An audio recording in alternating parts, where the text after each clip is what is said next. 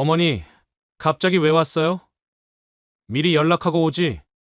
아들아, 반찬 좀 갖다 주려고 왔는데 문 좀 열어봐. 지금은 좀 곤란해요. 약속 없이 오시면 안 돼요. 뭔 약속을 잡고 와야 하니? 엄마가 왔는데. 어머님, 그냥 문고리에 걸어두세요. 나중에 가져갈게요. 뭐라고? 니들이 지금 한 짓들 반드시 후회하게 만들어주마. 안녕하세요. 오늘 여러분께 제 이야기를 들려드리려고 합니다. 쉽지 않은 이야기지만 혹시나 비슷한 상황을 겪고 계신 분들께 작은 위로가 되길 바라는 마음입니다. 지난해 가을 아들이 서울로 이사한 지 벌써 반년이 지났을 때였습니다. 시골에서 혼자 지내는 제게 연락이 뜸해진 것은 이해했습니다. 바쁘게 살고 있을 거라 생각했거든요. 하지만 어미 마음이라는 게 그렇지 않습니까? 자꾸만 궁금하고 걱정이 됩니다. 그날도 새벽부터 부산하게 움직였습니다. 아들이 어릴 때부터 좋아하던 나물 반찬을 여러 가지 만들었습니다. 취나물 무침, 고사리 볶음, 그리고 무엇보다 제가 직접 담근 배추김치까지요. 김치통 하나를 따로 덜어서 밀폐용기에 담았습니다. 생강차도 빼먹을 수 없었습니다. 작년에 텃밭에서 기른 생강으로 우린 차라 맛이 참 좋았거든요. 보온병에 넉넉히 담아서 준비했습니다. 아들이 회사 일로 스트레스 받을 때 마시면 좋을 거라 생각했습니다. 오전 10시쯤 집을 나섰습니다. 시골에서 서울까지는 버스로 2시간 반 정도 걸립니다. 가방에는 반찬통들이 가득했고 한 손에는 생강차 보온병을 들고 있었습니다. 무거웠지만 마음은 가벼웠습니다. 오랜만에 아들 얼굴을 보게 된다는 생각에 말입니다. 서울역에 도착해서 지하철을 갈아탔습니다. 아들이 사는 동네는 처음 가는 곳이었습니다. 핸드폰으로 길을 찾아가며 걸었습니다. 신축 아파트 단지가 참 크더군요. 동을 찾는 것도 쉽지 않았습니다. 엘리베이터를 타고 13층까지 올라갔습니다. 숨이 조금 찼지만 곧 아들을 만난다는 기대감이 더 컸습니다. 복도를 걸으며 호수를 하나씩 확인했습니다. 드디어 아들이 사는 집 앞에 도착했습니다.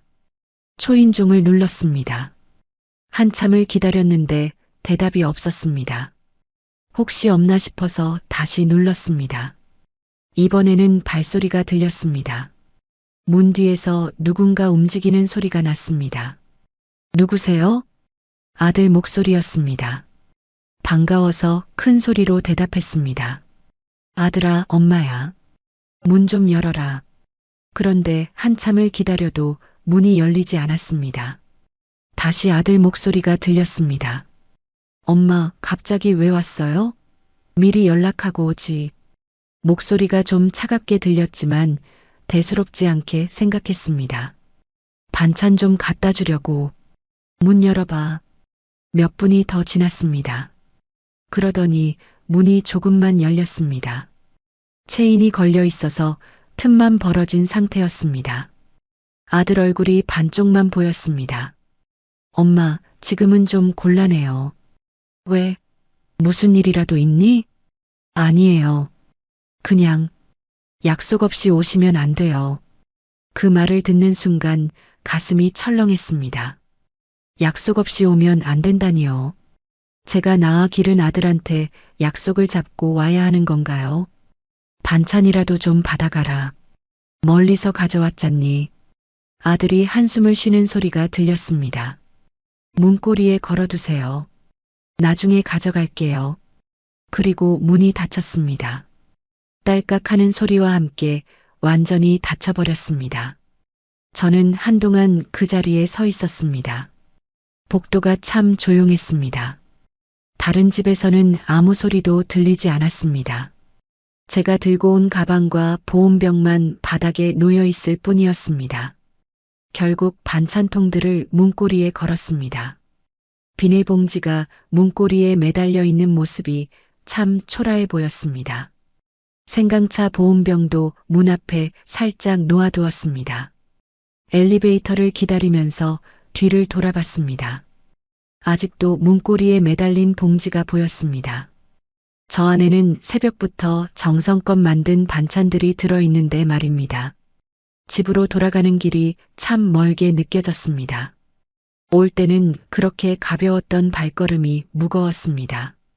지하철에서 창밖을 보며 생각했습니다. 언제부터 저와 아들 사이에 이런 벽이 생긴 걸까요? 버스에서도 계속 그 생각을 했습니다. 아들이 어릴 때는 제가 오는 것을 그렇게 좋아했는데 말입니다. 학교에서 돌아와서 제 얼굴만 봐도 웃었던 그 아이가 지금은 문도 제대로 열어주지 않습니다. 집에 도착했을 때는 이미 어둑해져 있었습니다. 텅 빈 집이 평소보다 더 쓸쓸해 보였습니다. 저녁도 먹고 싶지 않았습니다. 그냥 방에 누워서 천장만 바라봤습니다. 그날 밤 잠이 오지 않았습니다. 계속 문틈으로 보였던 아들 얼굴이 떠올랐습니다. 왜 그렇게 차가운 표정이었을까요? 제가 뭔가 잘못했나 싶어서 하루 종일 곰곰 생각해 봤습니다. 다음 날 아침에 아들한테 전화를 걸었습니다. 반찬은 잘 가져갔는지, 생강차는 맛있게 마셨는지 물어보려고 했습니다. 하지만 전화를 받지 않더군요. 문자를 보내도 답이 없었습니다. 그때부터 뭔가 달라졌습니다. 아들과의 관계에서 말입니다. 예전처럼 수시로 연락하지 않게 되었습니다. 그냥 아들이 먼저 연락할 때까지 기다리기로 했습니다. 하지만 그 연락이 언제 올지는 알 수 없었습니다. 그날의 일이 제 마음에 작은 상처를 남겼습니다. 그것도 모르고 며칠 후 또 다른 일이 벌어지게 됩니다. 그때는 정말 예상하지 못했던 일이었습니다. 그 일이 있고 일주일 정도 지났을 때였습니다.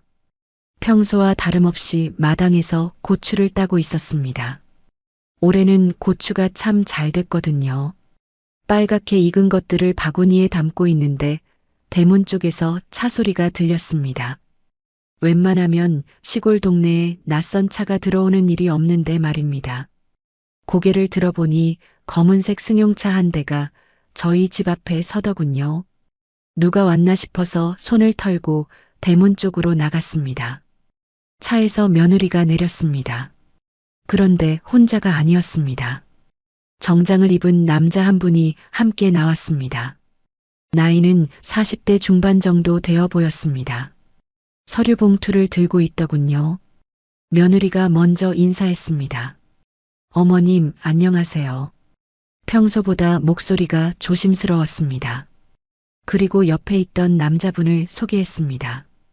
이분은 저희 회사 법무팀 김 과장님이세요. 법무팀이라는 말을 듣고 뭔가 심상치 않다는 생각이 들었습니다. 왜 갑자기 회사 사람을 데리고 왔을까요? 김 과장이라는 분이 정중하게 인사했습니다. 안녕하세요. 뵙게 되어 반갑습니다. 그리고는 주변을 둘러보며 말했습니다. 집이 참 넓네요. 마당도 크고요. 왜 집 규모를 유심히 보는지 이상했습니다. 며느리가 얼른 말을 받았습니다. 어머님, 잠깐 들어가서 이야기 좀 할까요? 마당에 서서 이야기하기에는 뭔가 중요한 일인 것 같았습니다. 대청마루로 안내했습니다. 두 사람이 앉자마자 김 과장이 서류 봉투를 꺼냈습니다. 어머님께 부탁드릴 일이 있어서 왔습니다. 며느리도 옆에서 거들었습니다. 회사에서 새로운 사업을 시작하게 됐어요. 그런데 자금이 좀 필요해서요. 김 과장이 서류를 테이블 위에 펼쳤습니다. 복잡한 글자들이 빼곡히 적혀 있었습니다. 이 농지를 담보로 대출을 받으시면 됩니다. 절차는 저희가 다 도와드리고요. 농지 담보 대출이라니요. 갑자기 무슨 소리인지 이해가 안 됐습니다. 잠깐, 무슨 말씀이세요? 왜 제가 대출을 받아야 하는 거죠? 며느리가 급하게 설명했습니다. 아니에요, 어머님. 명의만 빌려주시는 거예요. 실제로는 회사에서 다 관리할 거고요. 김 과장도 거들어서 말했습니다. 안전한 투자입니다. 수익이 나면 어머님께도 당연히 배당금을 드리고요. 하지만 여전히 이해가 안 됐습니다. 왜 하필 제 땅을 담보로 해야 하는지 말입니다. 아들은 어디 있니? 이런 중요한 일은 아들과 상의해야 하는 거 아닌가? 그러자 며느리가 고개를 떨구더군요. 대답을 제대로 하지 않았습니다. 지금 회사 일로 바쁘세요. 나중에 말씀드릴게요. 김 과장이 시계를 보며 말했습니다. 오늘 중으로 결정해 주시면 좋겠는데요. 서류 준비하는데 시간이 걸려서요. 뭔가 너무 급하게 몰아가는 것 같았습니다. 이런 큰 일을 하루 만에 결정하라고 하는 게 말이 되나요? 며느리야, 이런 일은 가족끼리 충분히 상의하고 결정해야 하는 거 아니냐? 며느리가 불안한 표정으로 말했습니다. 어머님, 기회가 많지 않아요. 지금 안 하면 다른 사람한테 넘어갈 수도 있어요. 김 과장도 계속 서류를 가리키며 설명했습니다. 수익률이 어떻고 안전성이 어떻고 하면서 말입니다. 하지만 저는 그런 복잡한 이야기를 이해하기 어려웠습니다. 일단 아들하고 통화부터 해보자. 며느리가 급하게 말했습니다. 지금 중요한 회의 중이라서 전화 받기 어려우실 거예요. 그럼 회의가 끝날 때까지 기다리면 되는 거 아닌가요? 왜 그렇게 서둘러야 하는지 모르겠더군요. 김 과장이 다시 한번 강조했습니다. 어머님, 정말 좋은 기회입니다. 이런 조건으로 투자할 수 있는 건 흔치 않아요. 며느리도 간절한 눈빛으로 저를 바라봤습니다. 어머님, 저희를 믿어주세요. 절대 손해보는 일은 없을 거예요. 하지만 뭔가 석연치 않았습니다. 왜 아들은 직접 오지 않는 걸까요? 이렇게 중요한 일인데 말입니다. 며느리야, 솔직히 말해봐. 무슨 일이 있는 거야?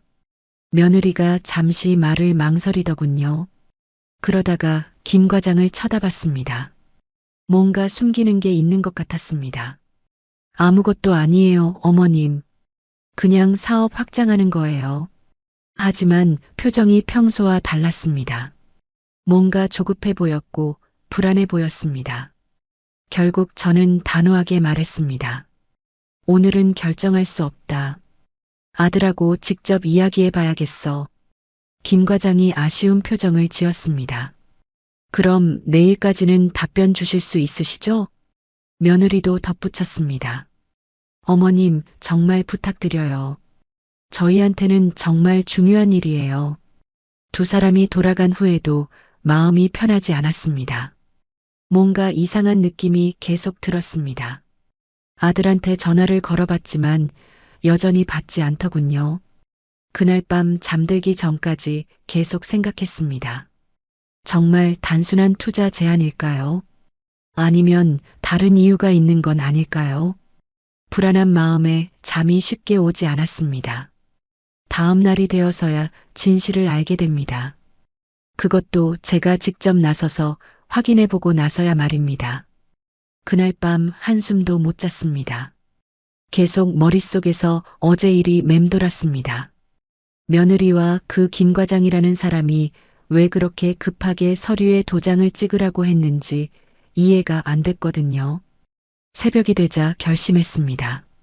직접 은행에 가서 확인해 보기로 말입니다. 아들 명의로 된 계좌가 어떤 상황인지 알아보고 싶었습니다. 뭔가 숨기는 게 있다면 은행에서 답을 찾을 수 있을 거라 생각했습니다. 아침 일찍 읍내 은행으로 향했습니다. 평소 거래하던 농협 지점이었습니다. 예전에 아들 통장을 만들어줄 때부터 다니던 곳이라 직원들과도 안면이 있었습니다. 창구에 앉자마자 김주임에게 말했습니다. 저희 아들 계좌 상황 좀 확인해 볼 수 있을까요? 김주임이 의외라는 표정을 지었습니다. 어머님이 직접 오시면 본인 확인이 어려운데요. 그럴 줄 알고 아들 주민등록증 사본을 가져왔다고 했습니다. 그리고 가족관계 증명서도 준비해뒀습니다. 김주임이 서류를 확인하더니 컴퓨터를 들여다봤습니다. 그런데 표정이 점점 어두워지더군요. 어머님, 이거 혹시 아들분께서 말씀하신 건가요? 무슨 말씀이세요? 김주임이 화면을 보며 한숨을 쉬었습니다. 계좌 잔액이 거의 없어요. 그리고 대출 잔액이 상당히 많습니다. 가슴이 철렁했습니다. 대출이 얼마나 많길래 그런 표정을 짓는 걸까요? 얼마나 되는데요? 신용대출만 5천만 원이고요. 다른 은행 대출까지 합치면 김주임이 계산기를 두드리더니 말했습니다. 전체적으로 한억 5천만 원 정도 될 것 같습니다. 한억 5천만 원이라니요. 아들이 언제 그런 큰 돈을 빌렸다는 건가요? 그런데 이게 다가 아닙니다. 어머님. 김주임이 더 심각한 표정을 지었습니다. 사채업체에서도 돈을 빌렸더라고요. 조회해보니 여러 곳에서 차용증이 나와 있어요. 사채라는 말을 들으니 머리가 어지러지랬습니다. 은행 대출도 모자라서 사채까지 손을 댔다는 건가요? 전체적으로 얼마나 될까요? 김주임이 조심스럽게 말했습니다. 정확히는 모르겠지만 아마 30억 정도는 될 것 같아요. 30억이라니요. 제가 평생 살면서 들어본 적도 없는 큰 금액이었습니다. 그럼 어제 며느리가 농지 담보 대출 얘기한 것도 김주임이 고개를 끄덕였습니다. 아마도 그런 것 같네요. 어머님, 절대로 담보 대출하시면 안 됩니다. 그제서야 어제 일의 진실이 보였습니다. 아들이 감당할 수 없는 빚을 져서 제 땅을 담보로 잡으려고 했던 거였습니다. 어머님, 솔직히 말씀드리면 담보대출 받으셔도 이 빚을 다 갚기는 어려울 것 같아요. 김주임의 말에 정신이 번쩍 들었습니다. 그럼 제가 담보대출 받으면 제 땅은 어떻게 되나요? 최악의 경우 경매에 넘어갈 수도 있습니다. 경매라니요. 평생 일궈온 제 땅이 경매로 넘어간다고요. 김주임이 더 자세히 설명해 줬습니다. 요즘 이런 일이 많아요. 자식이 빚을 지면 부모 재산으로 해결하려고 하는 경우가요. 그럼 제가 어떻게 해야 하나요? 일단 아드님과 직접 대화해 보시고요. 그리고 절대로 서류에 도장 찍지 마세요. 은행에서 나오는 길에 다리가 후들거렸습니다. 30억이라는 빚을 진 아들, 그리고 그것을 숨기고 제 땅을 담보로 잡으려 했던 며느리. 모든 게 충격이었습니다. 집에 돌아와서 아들한테 전화를 걸었습니다. 이번에는 꼭 받으라고 마음속으로 간절히 빌었습니다. 다행히 아들이 전화를 받았습니다. 엄마, 왜 그래요? 목소리가 평소와 달랐습니다. 뭔가 지쳐 있는 것 같았습니다. 아들아, 엄마가 은행에 다녀왔다. 전화 너머로 한참 침묵이 흘렀습니다. 엄마. 아들의 목소리가 떨리기 시작했습니다. 30억이 진짜냐? 미안해요, 엄마. 그 한마디로 모든 게 확인됐습니다. 정말 30억의 빚을 졌다는 것이 말입니다. 왜 그렇게 됐니? 대체 무슨 일이 있었던 거야? 아들이 울먹이는 소리가 들렸습니다. 사업 실패했어요. 투자한 게 다 날아가고, 그래서 사채까지 썼다는 거야? 다른 방법이 없었어요. 회사 돈도 썼는데, 회사 돈까지 썼다는 말에 더욱 심각하다는 걸 깨달았습니다. 그럼 어떻게 할 생각이니? 아들이 한참 동안 대답하지 못했습니다. 엄마 땅 팔아서라도 정리해야 할 것 같아요. 결국 이런 말을 하는군요. 제 평생 재산을 팔아서 자기 빚을 갚겠다고 말입니다. 아들아, 엄마 땅 팔아도 30억은 안 나와. 그럼 어떡해요, 엄마. 이대로 두면 회사에서도 문제가 될 거고. 목소리가 절망적이었습니다.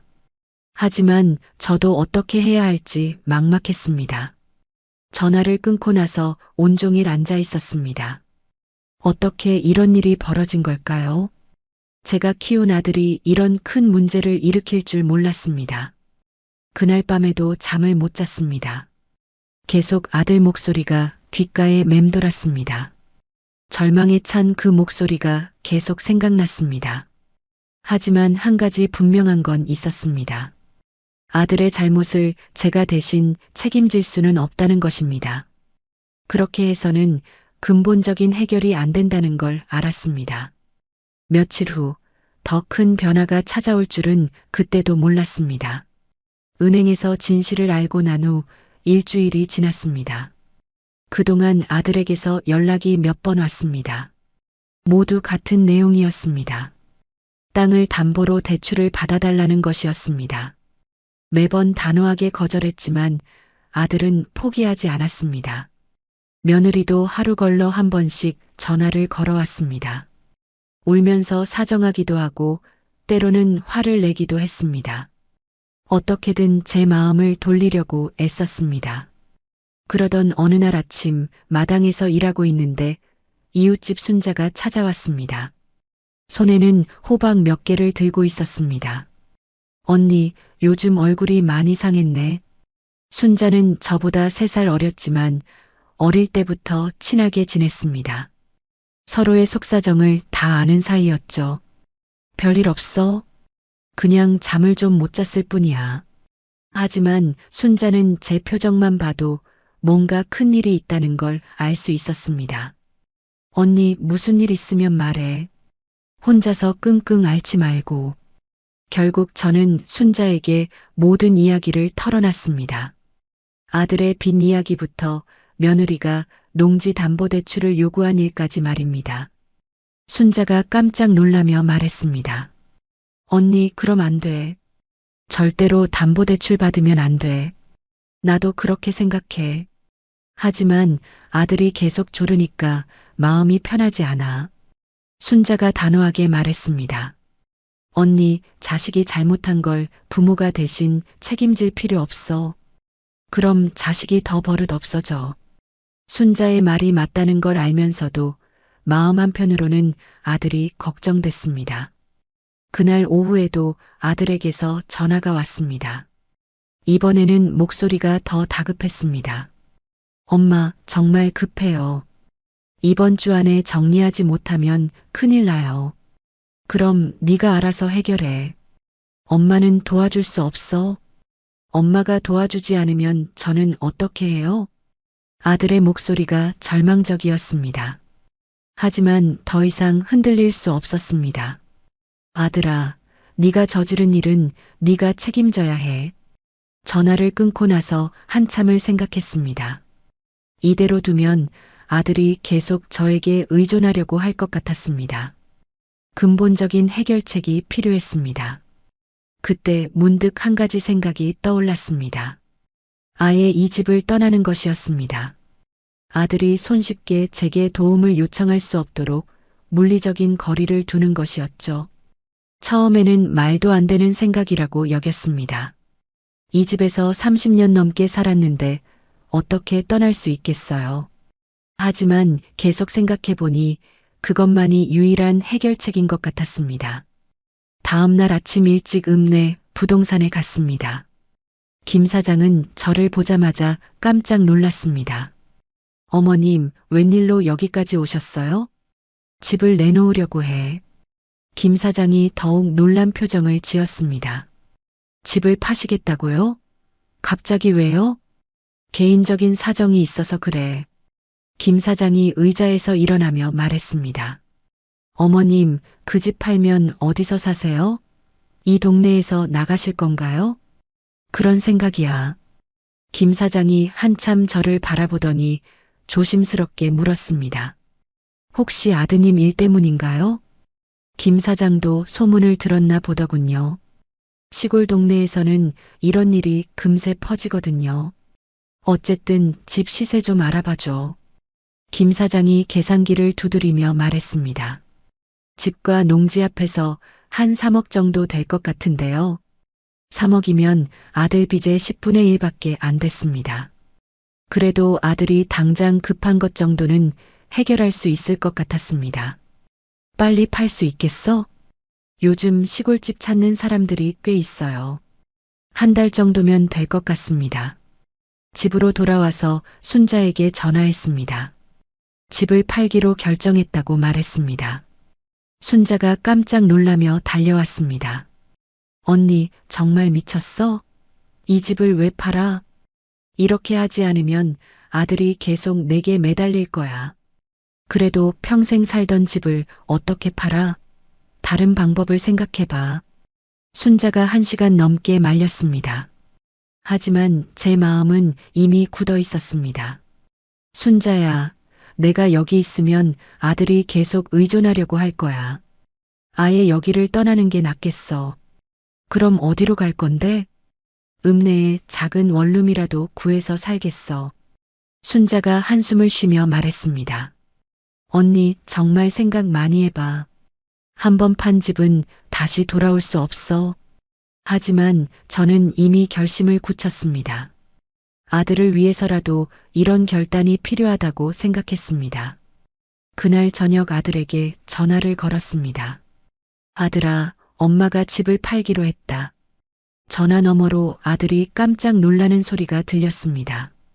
엄마, 갑자기 왜요? 네 빚 때문에 이 집까지 담보로 잡힐 수는 없잖니. 엄마, 제가 절대 그런 일 없게 할게요. 이미 늦었어. 내 결심은 바뀌지 않아. 아들이 울먹이며 말했습니다. 엄마, 제발 다시 생각해 보세요. 생각 끝났어. 다음 주에 계약할 거야. 전화를 끊고 나서 마음이 복잡했습니다. 정말 옳은 결정인지 확신이 서지 않았습니다.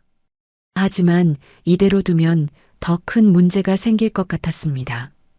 일주일 후 정말로 집을 팔았습니다. 서울에서 전원 생활을 하고 싶다는 젊은 부부가 계약했습니다. 가격은 김 사장이 말한 대로 3억이었습니다. 순자가 이사 준비를 도와줬습니다. 30년간 모은 살림을 정리하는 것이 쉽지 않았습니다. 추억이 담긴 물건들을 하나씩 정리하면서 마음이 아팠습니다. 언니, 정말 후회 안 해? 순자가 마지막으로 한 번 더 물었습니다. 후회할 수도 있어. 하지만 지금은 이게 최선인 것 같아. 읍내에 작은 원룸을 구했습니다. 10평도 안 되는 작은 공간이었지만 저 혼자 살기에는 충분했습니다. 이사한 첫날 밤, 텅 빈 방에 혼자 앉아 있으니 참 서글펐습니다. 하지만 동시에 뭔가 홀가분한 기분도 들었습니다. 이제 아들이 제게 무리한 요구를 할 수 없을 테니까요. 아들에게 집한 돈 중 일부를 보내줬습니다. 당장 급한 것 정도는 해결하라고 말입니다. 하지만 나머지는 제가 살 집값으로 따로 모아두었습니다. 새로운 환경에서 새로운 삶을 시작하는 것이었습니다. 물론 쉽지 않은 일이었지만 더 이상 아들의 문제에 휘둘리지 않겠다는 각오였습니다. 그런데 몇 일 후 예상치 못한 일이 벌어졌습니다. 원룸으로 이사한 지 사흘째 되던 날이었습니다. 아직 짐 정리도 제대로 끝나지 않은 상태였습니다. 작은 공간에 옮겨온 살림들이 어수선하게 놓여 있었습니다. 오후 2시쯤이었을 것입니다. 침대에 앉아서 오래된 사진첩을 정리하고 있었습니다. 아들이 어릴 때 찍은 사진들을 보면서 옛 추억에 잠겨 있었죠. 그때 문 밖에서 소리가 들렸습니다. 발소리였는데 두 사람인 것 같았습니다. 원룸 복도는 조용한 편이라 작은 소리도 다 들렸거든요. 곧이어 초인종이 울렸습니다. 누가 왔나 싶어서 문구멍으로 내다봤습니다. 아들과 며느리였습니다. 둘 다 심각한 표정을 하고 있었습니다. 문을 열자마자 아들이 말했습니다. 엄마, 우리 들어가서 이야기 좀 해요. 며느리도 옆에서 고개를 숙이며 인사했습니다. 어머님, 안녕하세요.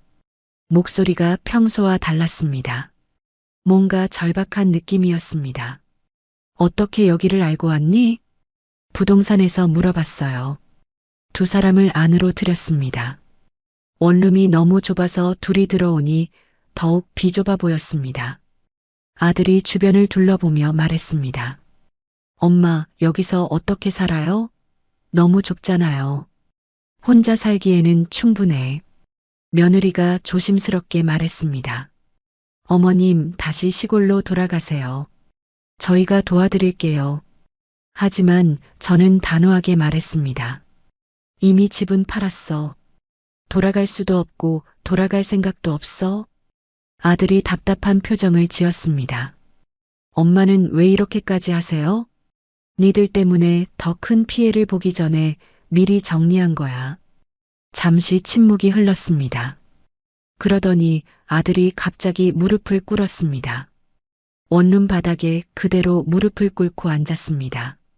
며느리도 따라서 무릎을 꿇었습니다. 둘 다 고개를 숙이고 있었습니다.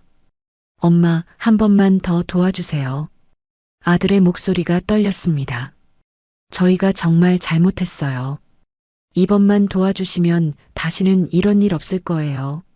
며느리도 울먹이며 말했습니다. 어머님, 저희가 무릎 꿇고 빌게요. 제발 도와주세요. 하지만 저는 의자에 그대로 앉아 있었습니다. 문지방을 넘지도 않았습니다. 그냥 그 자리에서 내려다보며 말했습니다. 무릎 꿇지 마라. 아들이 고개를 들며 말했습니다. 엄마, 그럼 도와주시는 거예요? 아니야. 무릎 꿇는다고 해서 내 마음이 바뀌지 않아. 며느리가 더 간절하게 매달렸습니다. 어머님, 저희가 이렇게까지 하는데 정말 안 도와주실 거예요? 저는 차분하게 대답했습니다. 지금은 내 삶부터 세울 때다. 아들이 이해할 수 없다는 표정을 지었습니다. 엄마 삶이 뭐가 중요해요? 저희가 더 급하잖아요. 그 말을 듣고 화가 났습니다. 네 말이 그게 말이 되니? 내 삶이 니들보다 덜 중요하다고? 아들이 당황하며 말했습니다. 그런 뜻이 아니에요. 지금 상황이 너무 급해서. 급한 건 니들이 만든 거잖아. 왜 그 책임을 내가 져야 하니? 며느리가 눈물을 흘리며 말했습니다. 어머님, 저희가 정말 잘못했어요. 하지만 이대로 두면 더 큰일이 날 거예요. 더 큰일이 나든 안 나든 그건 니들이 해결할 일이야. 아들이 다시 한번 간청했습니다. 엄마, 제발요. 마지막이에요. 하지만 저는 더 이상 흔들리지 않았습니다. 마지막은 이미 지났어. 집 팔아서 준 돈이 진짜 마지막이었어. 두 사람이 1시간 넘게 무릎을 꿇고 있었습니다. 하지만 저는 끝까지 마음을 바꾸지 않았습니다. 마침내 아들이 일어서며 말했습니다. 엄마는 정말 냉정하세요. 냉정한 게 아니라 현실적인 거야. 며느리도 일어서며 한마디 했습니다. 어머님, 후회하실 거예요. 후회는 니들이 하는 거야. 두 사람이 나간 후 방 안이 조용해졌습니다. 무릎 꿇고 빌던 모습이 자꾸 떠올랐습니다. 마음이 아프지 않은 건 아니었습니다. 하지만 이번에 흔들렸다면 앞으로도 계속 같은 일이 반복됐을 것입니다. 아들이 문제를 일으킬 때마다 저에게 와서 무릎 꿇고 빌었을 테니까요. 그날 저녁 순자에게서 전화가 왔습니다. 언니, 아들하고 며느리가 다녀갔다면서? 소문이 벌써 났나 보더군요. 그래, 와서 무릎 꿇고 빌더라. 그래서 어떻게 했어? 당연히 거절했지. 순자가 안도하는 소리를 내며 말했습니다. 잘했어, 언니. 이번에 도와줬으면 평생 그렇게 살았을 거야. 순자의 말이 맞았습니다. 한 번 도와주면 두 번째, 세 번째가 계속 이어졌을 것입니다. 밤에 잠자리에 들면서 생각했습니다. 정말 제대로 된 결정을 한 것일까요? 아들이 더 큰 어려움에 빠지면 어떻게 하죠? 하지만 이미 내린 결정이었습니다. 아들도 이제 스스로 책임지는 법을 배워야 했습니다. 다음 날부터는 아들에게서 연락이 뜸해졌습니다. 아마도 저에게서 도움을 받을 수 없다는 걸 깨달았나 보더군요. 며칠 후에는 읍내 시장에서 간단한 일자리를 구했습니다. 김치와 반찬을 파는 작은 가게였습니다. 월급은 많지 않았지만 혼자 살기에는 충분했습니다. 새로운 환경에서 새로운 일을 시작하니 마음도 조금씩 안정됐습니다. 아들 걱정은 여전했지만 예전처럼 밤잠을 못 이룰 정도는 아니었습니다. 그런데 며칠 후 상상하지 못했던 일이 벌어졌습니다. 아들이 밤늦게 술에 취해서 찾아온 것입니다. 원룸에서 새로운 생활을 시작한 지 보름 정도 지났을 때였습니다. 시장 일에도 조금씩 적응해 가고 있었습니다. 반찬 파는 일이 생각보다 힘들었지만 그래도 제 손으로 번 돈으로 살아간다는 뿌듯함이 있었습니다. 그날도 시장에서 하루 종일 일하고 저녁 8시쯤 집에 돌아왔습니다. 간단히 저녁을 차려 먹고 텔레비전을 보고 있었습니다. 평범한 일상이었죠. 11시가 넘어서 잠자리에 들 준비를 하고 있었습니다. 그런데 복도에서 발소리가 들렸습니다. 비틀거리면서 걷는 소리였습니다. 술 취한 사람 걸음걸이 같았어요. 설마 하는 마음에 문구멍으로 내다봤습니다. 아들이었습니다. 술에 많이 취한 상태였습니다. 복도 벽에 손을 대고 비틀거리고 있었어요. 초인종을 누르더니 큰 소리로 외쳤습니다. 엄마, 문 열어. 목소리가 평소와 완전히 달랐습니다. 화가 나 있는 것 같았습니다. 아들아, 너 지금 취했잖니?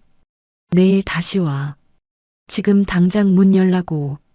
소리가 너무 커서 옆집에서도 들릴 정도였습니다. 어쩔 수 없이 문을 열었습니다.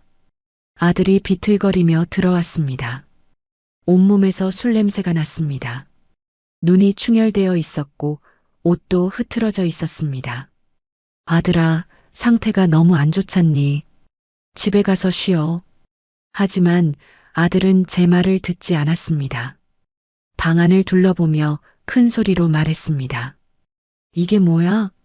이런 곳에서 어떻게 살아? 목소리 좀 낮춰. 옆집에서 다 들려. 아들이 더 큰 소리로 외쳤습니다. 엄마가 왜 이런 데서 살아야 하는데? 다 누구 때문인데? 말이 앞뒤가 안 맞았습니다. 제가 여기서 사는 이유를 모르는 게 아닐 텐데 말입니다. 그때 작은 식탁 위에 저녁 그릇이 놓여 있었습니다. 라면 그릇과 김치 접시 정도였어요. 아들이 그것을 보더니 갑자기 화를 냈습니다. 이게 뭐야? 라면으로 저녁을 먹었어? 혼자 먹는 거니까 간단히 때우는 거야. 엄마가 왜 라면을 먹어야 해? 예전에는 그렇게 잘 차려 먹었으면서. 아들의 목소리가 점점 커졌습니다. 술이 더 취한 것 같았어요. 아들아, 일단 앉아서 물 좀 마셔. 물컵을 건네려고 했는데 아들이 갑자기 식탁을 발로 찼습니다. 쾅 하는 소리와 함께 그릇들이 바닥에 떨어졌습니다. 라면 그릇이 깨지면서 바닥에 국물이 흘렀습니다. 김치 접시도 산산조각이 났습니다. 아들아, 왜 그래? 하지만 아들은 계속 소리를 질렀습니다. 다 엄마 때문이야. 엄마가 도와줬으면 이런 일 없었을 거야. 이제 완전히 이성을 잃은 상태였습니다. 술이 취해서 하는 소리인지 진심인지 알 수 없었어요. 아들아, 정신 차려. 지금 무슨 소리 하는 거야? 무슨 소리긴 뭔 소리야. 엄마가 냉정하게 굴어서 내가 이렇게 된 거잖아. 아들이 또 다른 물건을 집어 던졌습니다. 컵이 벽에 부딪혀 깨졌습니다. 그만해. 이웃들이 다 들어. 하지만 아들은 멈추지 않았습니다. 옷장을 발로 차고 침대 위에 있던 베개를 바닥에 던졌습니다. 엄마는 자식보다 돈이 더 중요해? 그래서 도와주지 않은 거야? 그 말을 듣고 참을 수 없었습니다. 아들아, 지금 정말 미쳤니? 누가 누구한테 그런 말을 해? 미친 건 엄마야. 자식이 무릎 꿇고 빌어도 도와주지 않는 엄마가 미친 거야. 복도에서 다른 세입자들이 나오는 소리가 들렸습니다. 누군가 문을 두드렸습니다. 안에서 무슨 일 있나요? 너무 시끄러워요. 아들은 그런 것도 신경 쓰지 않고 계속 난동을 부렸습니다. 화장대 위에 있던 화장품들을 바닥에 쓸어내렸습니다. 아들아, 제발 그만해. 이웃들한테 민폐야. 그때 누군가 경찰에 신고했나 봅니다. 멀리서 사이렌 소리가 들렸습니다. 점점 가까워지고 있었어요. 아들도 사이렌 소리를 듣고는 조금 정신이 든 것 같았습니다. 하지만 여전히 화가 나 있는 상태였습니다. 경찰이 와도 상관없어. 내가 뭘 잘못했는데? 몇 분 후 경찰이 도착했습니다. 2명의 경찰관이 문을 두드렸습니다. 신고 접수해서 왔습니다. 문 좀 열어주세요. 저는 떨리는 손으로 문을 열었습니다. 경찰관들이 방 안의 어수선한 모습을 보더니 심각한 표정을 지었습니다. 어떤 일이 있었나요? 아들이 먼저 큰 소리로 말했습니다. 별일 없어요. 가족끼리 이야기하는 거예요. 하지만 바닥에 깨진 그릇들과 어지럽혀진 방 상태가 모든 걸 말해주고 있었습니다. 경찰관이 저에게 물었습니다. 어머님 괜찮으시죠? 다치신 곳은 없으시고요? 네, 다치지는 않았어요. 이분이 아드님이신가요? 네, 제 아들입니다. 경찰관이 아들에게 말했습니다. 술을 많이 드신 것 같은데요. 일단 진정하시고 이야기해 봅시다. 아들이 비틀거리며 말했습니다. 진정할 게 뭐가 있어요? 우리 집에서 우리끼리 이야기하는 건데. 이곳은 원룸이고 다른 세입자들이 신고했습니다. 소음과 기물 파손으로 신고가 들어왔어요. 다른 경찰관이 방 안을 둘러보며 말했습니다. 상당히 많이 부서져 있네요. 누가 이렇게 한 건가요? 아들이 대답하지 않자 저는 조심스럽게 말했습니다.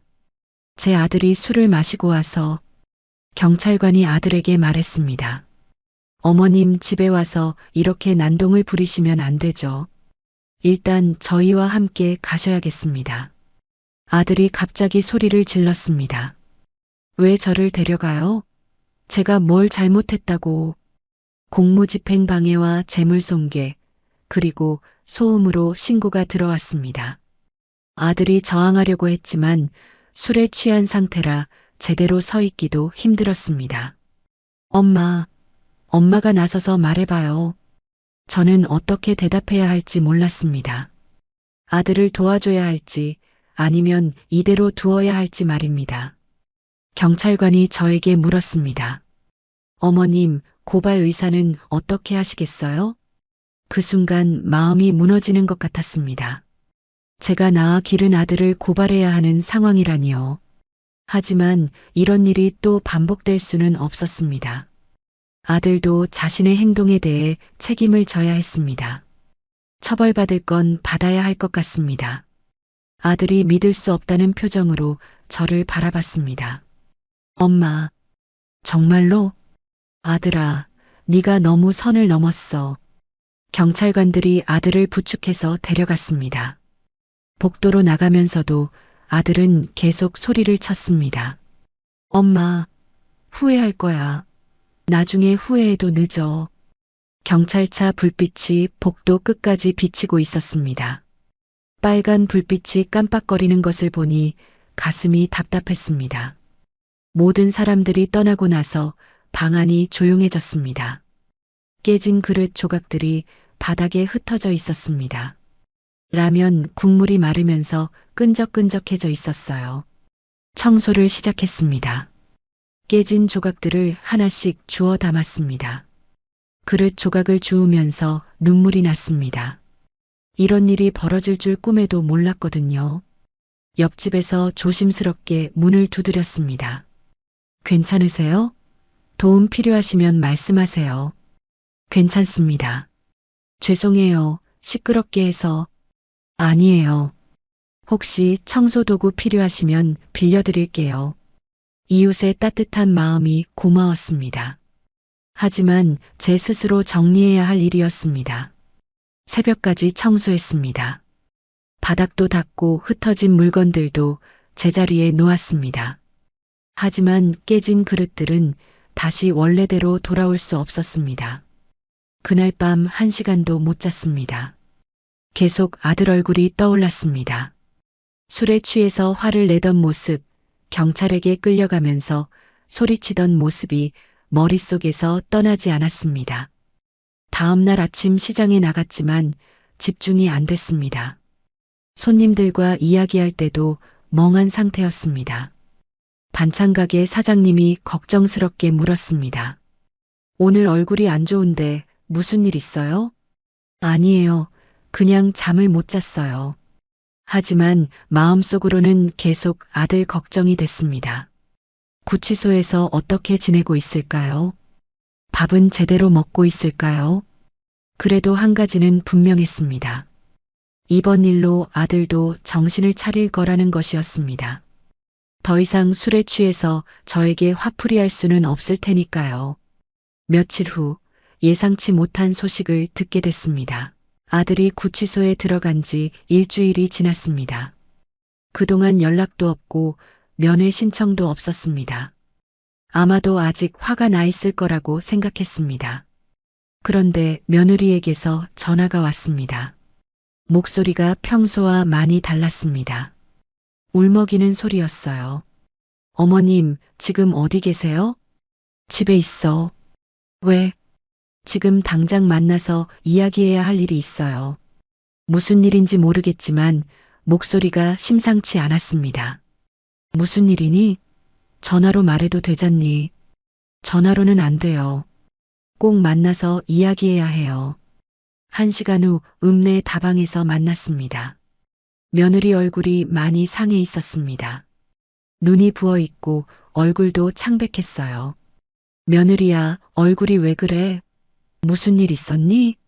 며느리가 한참 동안 말을 하지 못했습니다. 그러더니 눈물을 흘리기 시작했습니다. 어머님, 큰일 났어요. 무슨 일인데? 오빠가 회사 돈까지 썼어요. 회사 돈이라니요. 아들이 개인 빚만 진 게 아니라 회사 돈까지 건드렸다는 말인가요? 얼마나? 며느리가 떨리는 목소리로 말했습니다. 15억이요. 15억이라니요. 개인 빚 30억에 회사 돈 15억까지 합치면 총 45억이었습니다. 그럼 횡령이잖아. 며느리가 고개를 끄덕였습니다. 경찰에서 연락 왔어요.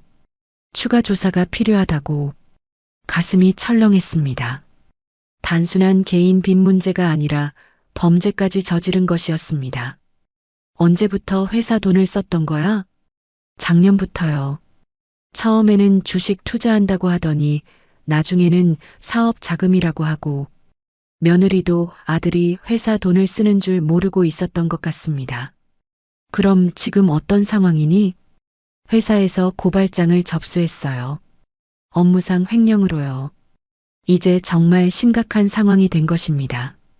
단순한 빚 문제가 아니라 형사사건이 된 것이었습니다. 며느리가 계속 울면서 말했습니다. 어머님, 저도 어떻게 해야 할지 모르겠어요. 니는 몰랐던 거지? 네, 정말 몰랐어요. 그냥 개인 사업 때문에 빚이 생겼다고만 알고 있었어요. 며느리도 피해자인 셈이었습니다. 남편이 이런 큰 죄를 저질렀는지 모르고 있었으니까요. 그럼 이제 어떻게 되는 거야? 재판받아야 할 것 같아요. 변호사도 구해야 하고 변호사비까지 생각하니 머리가 어지러질했습니다. 며느리가 조심스럽게 말했습니다. 어머님, 면회 한번 가보시겠어요? 사실 면회를 가야 하나 말아야 하나 고민하고 있었습니다. 하지만 이 정도 상황이라면 한 번은 가봐야 할 것 같았습니다. 다음 날 구치소에 면회를 갔습니다. 처음 가보는 곳이라 길을 찾기도 어려웠습니다. 면회실에서 기다리고 있는데 아들이 나왔습니다. 죄수복을 입고 있었어요. 얼굴이 많이 야윈 것 같았습니다. 유리창을 사이에 두고 마주 앉았습니다. 전화기를 들고 이야기해야 했어요. 아들이 먼저 말했습니다. 엄마, 와줘서 고마워요. 목소리가 많이 가라앉아 있었습니다. 일주일 전 술에 취해서 소리치던 모습과는 완전히 달랐어요. 회사 돈까지 썼다며? 아들이 고개를 숙였습니다. 죄송해요. 얼마나 썼니? 15억 정도요. 직접 들으니 더욱 실감이 났습니다. 언제부터 손댔던 거야? 작년 여름부터요. 처음에는 금방 갚을 수 있을 줄 알았는데 아들의 목소리가 떨렸습니다. 주식으로 한 번에 만회하려고 했는데 더 큰 손실이 났어요. 도박과 다름없는 행동이었습니다. 그래서 사채까지 손댄 거구나? 네. 정말 미안해요, 엄마. 이제 와서 미안하다고 해서 해결될 일이 아니었습니다. 재판은 언제 받게 되니? 아직 정확히 정해지지 않았어요. 변호사와 상의해 봐야 할 것 같아요. 그때 면회 시간이 거의 다 됐다는 안내가 나왔습니다. 아들이 급하게 말했습니다. 엄마, 며느리는 어떻게 지내요? 많이 힘들어해. 이혼 얘기 나왔나요? 그런 것까지 생각하고 있었나 보더군요. 아직은 아니야. 하지만 이 상황에서 어떻게 될지. 아들이 눈물을 흘리기 시작했습니다. 엄마, 저 정말 잘못했어요. 지금 와서 후회해봤자 소용없어. 면회가 끝나고 구치소를 나오는 길에 마음이 무거웠습니다. 제가 낳아 기른 아들이 이런 큰 죄를 저질렀다니 믿기지 않았습니다. 집으로 돌아가는 버스 안에서 계속 생각했습니다. 어디서부터 잘못된 걸까요? 제가 아들을 잘못 키운 것일까요? 집에 도착해서 며느리에게 전화했습니다. 면회 다녀왔어. 어떻게 됐어요? 변호사 구해야 할 것 같더라. 며느리가 한숨을 쉬었습니다. 변호사비가 얼마나 들까요? 잘 모르겠어. 사건이 큰 만큼 많이 들 거야. 며느리가 조심스럽게 말했습니다. 어머님, 저 혼자서는 감당하기 어려울 것 같아요. 무슨 말인지 알 것 같았습니다. 또 제게 도움을 요청하는 것이었습니다. 며느리야, 이제 각자 살아야 할 때가 온 것 같다. 네. 이혼하는 게 니한테 나을 것 같아. 며느리가 한참 동안 대답하지 못했습니다. 생각해봐. 이 상황에서 계속 함께 있으면 니까지 힘들어져. 며느리가 울먹이며 말했습니다. 하지만 아기라니요. 며느리가 임신했다는 건가요? 임신했니? 네. 2달 됐어요. 이런 상황에서 아기까지라니. 더욱 복잡해졌습니다. 그럼 더욱 신중하게 생각해야겠네. 며느리와 통화를 끊고 나서 온종일 생각했습니다. 이제 정말 모든 걸 정리할 때가 온 것 같았습니다. 아들이 구치소에 있는 동안 저는 새로운 삶을 준비했습니다. 더 이상 아들의 문제에 휘둘리지 않고 제 앞길을 개척해야겠다고 마음먹었습니다. 읍내 시장을 자주 돌아다니면서 빈 점포를 알아봤습니다. 반찬 장사를 해볼 생각이었습니다. 평생 요리해온 솜씨가 있으니 못할 일도 아니었거든요. 시장 한복판에 작은 점포 하나가 비어 있었습니다. 월세가 생각보다 비싸지 않았어요. 원룸에서 살면서 아낀 돈으로 충분히 감당할 수 있는 수준이었습니다. 부동산 중개사무소에서 계약서를 작성했습니다. 보증금 500만 원에 월세 30만 원이었습니다. 제 형편에는 부담스러웠지만 시작할 만했습니다. 점포 열쇠를 받고 처음 들어갔을 때의 기분을 잊을 수 없습니다. 비어있는 공간이었지만 뭔가 희망적이었어요. 제 손으로 일궈나갈 새로운 시작이었으니까요. 먼저 청소부터 시작했습니다. 이전 세입자가 쓰던 흔적들을 깨끗이 지웠습니다. 바닥도 닦고 벽도 닦았어요. 하루 종일 청소하니까 제법 깔끔해졌습니다. 다음 날부터는 장비를 들여놨습니다. 중고 냉장고 2대와 가스레인지 하나를 샀습니다. 반찬을 담을 용기들도 주문했어요. 생각보다 들어가는 돈이 많더군요. 일주일 동안 준비하고 드디어 문을 열었습니다. 첫날에는 김치, 콩나물 무침, 시금치나물, 고사리 볶음 정도만 준비했습니다. 간단한 것들부터 시작해 보려고 했어요. 하지만 첫날 손님은 거의 없었습니다. 오전 내내 기다렸는데 달걀 한 판 산 할머니 한 분뿐이었어요. 좀 실망스러웠지만 당연한 일이라고 생각했습니다. 며칠 지나니까 조금씩 손님들이 오기 시작했습니다. 주로 시장에서 장사하는 상인들이었어요. 점심 반찬으로 사가더군요. 김치가 참 맛있네요. 라면집 사장님이 말했습니다. 집에서 담근 것처럼 시원해요. 그 말을 듣고 기분이 좋았습니다. 평생 담가온 김치 솜씨를 인정받는 것 같았어요. 점차 입소문이 나기 시작했습니다. 시골 맛이 난다고 소문이 돌더군요.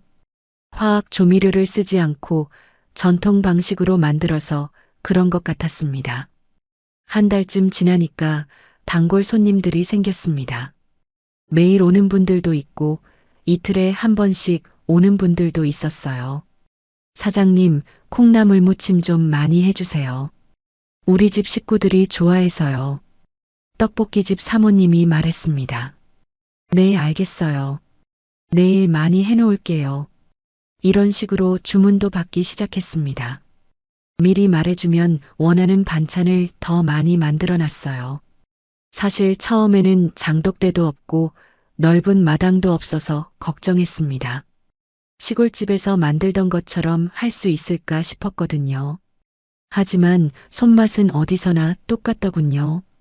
김치는 작은 냉장고에서 발효시켰습니다. 온도 조절을 잘해주니까 시골에서 만든 것과 맛이 별로 다르지 않았어요. 된장찌개도 인기가 좋았습니다. 제가 직접 끓인 멸치 육수를 써서 만들었거든요. 인스턴트 육수 맛과는 확실히 달랐어요. 사장님, 된장찌개 국물 좀 더 주세요.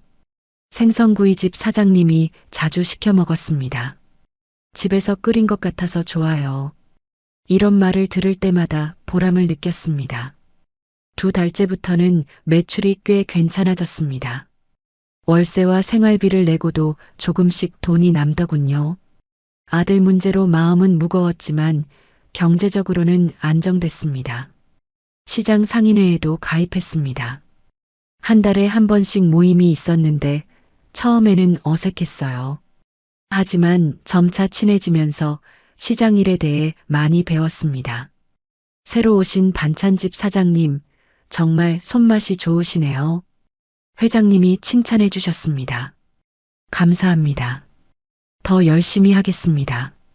상인회 사람들이 제 편이 되어주기 시작했습니다. 서로 도와가며 장사하는 분위기였어요. 어느 날은 김치가 떨어졌는데 옆집 반찬 가게에서 좀 나눠줬습니다. 저도 콩나물이 남으면 다른 가게에 나눠줬어요. 혼자 장사하시니까 힘드시죠? 순대집 아주머니가 걱정해 주셨습니다. 아니에요. 하고 싶어서 시작한 일이라 재미있어요. 정말로 재미있었습니다. 아들 문제로 스트레스 받던 것과는 완전히 다른 종류의 일이었어요. 손님들과 이야기하는 것도 즐거웠습니다.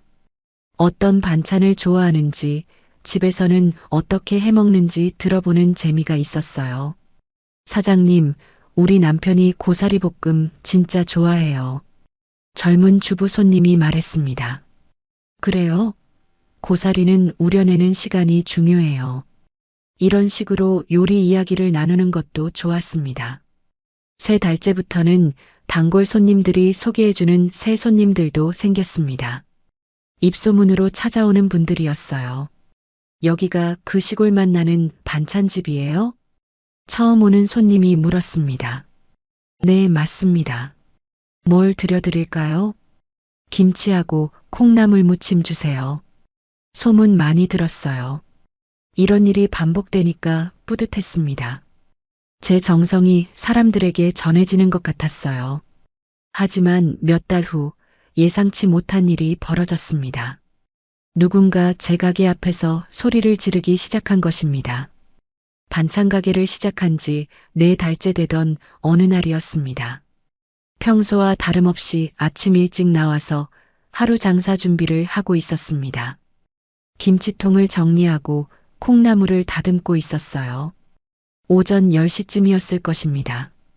갑자기 가게 앞이 시끄러워졌습니다. 누군가 큰 소리로 이야기하는 소리가 들렸어요. 밖을 내다보니 낯선 사람 서너 명이 제 가게 앞에 서 있었습니다. 모두 정장을 입고 있었는데 표정이 심상치 않았어요. 그중 한 명이 제게 다가와서 말했습니다. 여기 사장이에요? 네, 그런데요. 김 씨 어머니 맞죠? 아들 이름을 정확히 아는 걸 보니 뭔가 관련이 있는 사람들 같았습니다. 그런데 무슨 일이세요? 그 사람이 다른 동료들을 돌아보더니 큰 소리로 말했습니다. 우리가 피해자들이에요. 당신 아들 때문에 15억이나 손해봤어요. 갑작스런 상황에 당황했습니다. 아들 회사 사람들인 것 같았어요. 죄송하지만 여기서 이런 이야기는 다른 사람이 끼어들며 소리쳤습니다. 당신도 공범 아니에요? 아들이 그런 큰 돈을 횡령했는데 모를 리가 없잖아요. 공범이라니요. 저는 아들이 회사 돈을 쓴 것도 나중에 알았는데 말입니다. 저는 전혀 모르는 일이에요. 모른다고요? 그럼 이 가게는 뭐예요?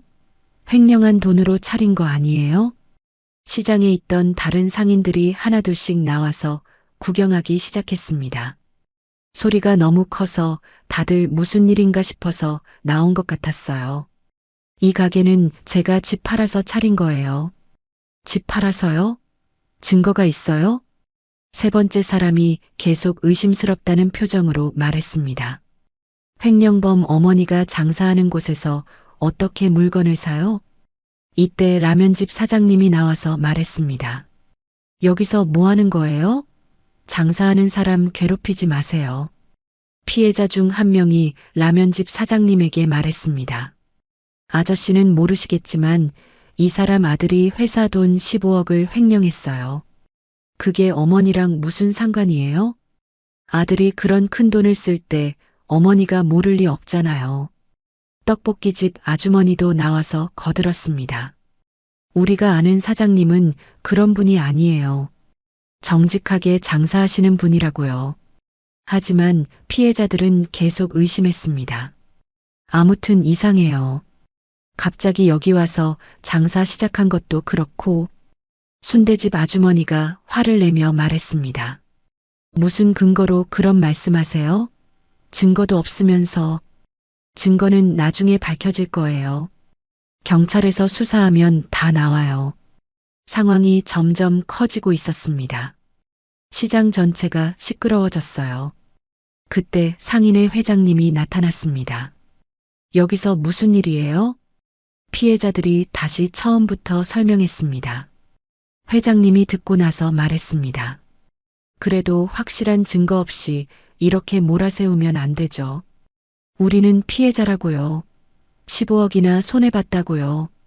그건 아드님이 한 일이지 어머니가 한 일은 아니잖아요.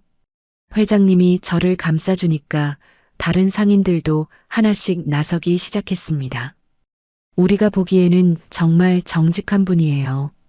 반찬도 좋은 재료로만 만드시고요. 피해자들이 점점 흥분했습니다. 당신들은 속고 있는 거예요. 이 사람이 얼마나 교활한지 몰라요. 교활하다니요. 저는 그냥 조용히 장사만 하고 있었는데 말입니다. 제발 증거도 없이 이렇게 하지 마세요. 증거요? CCTV 확인해 보면 다 나와요. 그러고 보니 시장 곳곳에 CCTV가 설치되어 있었습니다. 회장님이 말했습니다. 그럼 정말 확인해 봅시다. 관리사무소에 가서 영상 봐요. 좋아요. 확인해 보자고요. 모든 사람들이 관리사무소로 향했습니다. 저도 따라갔어요. 정말 억울했거든요. 관리사무소에서 지난 4달간의 CCTV 영상을 확인했습니다. 제가 매일 아침 일찍 나와서 장사 준비하는 모습, 혼자서 반찬 만드는 모습이 고스란히 나왔어요. 피해자들도 영상을 보더니 조금씩 조용해졌습니다. 이상하네요. 정말 혼자서 장사하고 있네요. 아들이 와서 도와준 적도 없고. 관리사무소 직원이 말했습니다. 이분 정말 성실하게 장사하세요.